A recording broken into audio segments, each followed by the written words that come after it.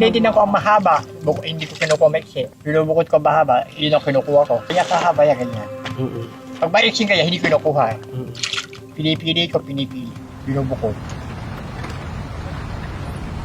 Nag-uumpisa ng alas 7, aahon ng alas 10, tapos pagkaahon, naliligo, magtatali ng nilib, bitsi ko piraso, itataliin mo bawat isang piraso, bitsi ko, tatalian mo. Ibibilad mo sa init, sa pantalan, para matuyo. Laking tulong din ng water lily. Sa akin, ganang misa nakakatulong sa akin. Pag naghahangin, hindi makalabas sa pangisda. Ito, manguha ka ng water lily, sigurado may kita ka. May pakinabang ka.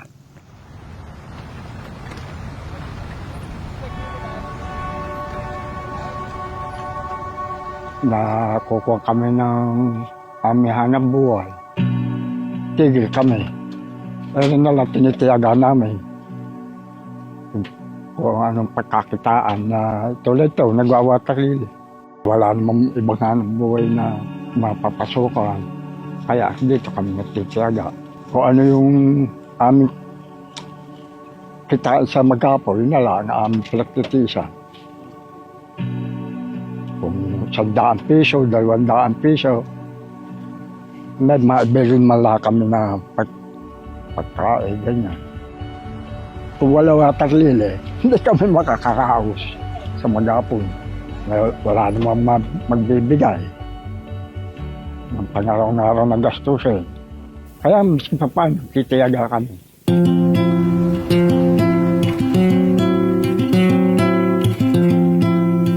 Ang proseso nito, pagka-harvest po ng water lily, ito ay hinuhugasan namin bago namin ibilad. Ngayon, sa panahon ngayon, tag-ulan ngayon, matagal magpatayo.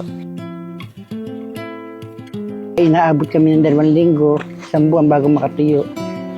Doon kami nahihirapan pagkatagulan. Pagka namang magandang init, ay doon kami gumaganda aming mga kita, mabilis aming paggagawa.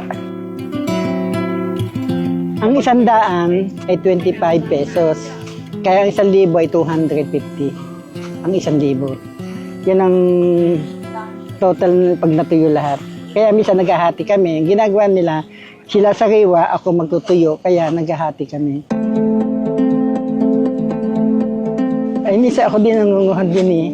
Kasi yan ang inumpisahan ko nung panahong araw, ang handicraft ko ay sa Maynila, mga nylon na aking trabaho ay nawalan kami ng gawa kasi 25 years ako trabaho doon.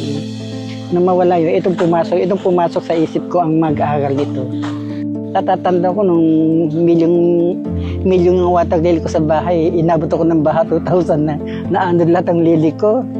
Pinasok kami ng tubig nung bagyong Undol. Pero hindi naging sagabal, tuloy pa rin namin ang pagwawater lily. Kaya dito, malaki ang pasasalamat ko.